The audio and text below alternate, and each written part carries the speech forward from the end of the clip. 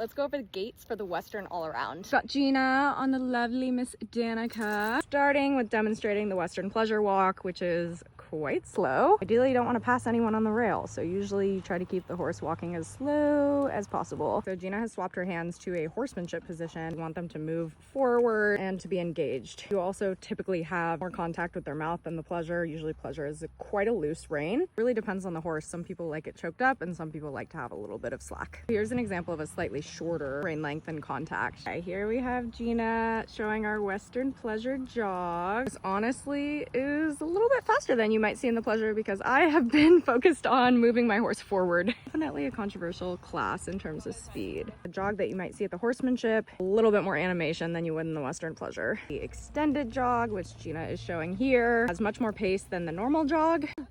This looks great. You want them reaching, extending, but obviously you find the pace where they're not going to lope off. Western pleasure lope, which is the slowest lope in the Western all-around events. Okay, Gina is now showing us a horsemanship lope. You don't want a super slow lope in the horsemanship. In the Western riding, you basically want the horse to be at a position comfortable enough to change leads. Gina is going to demonstrate a change for us. Gorgeous. And you can see there wasn't a huge difference in the pace between the lope that she had before the change, during the change, and after the change.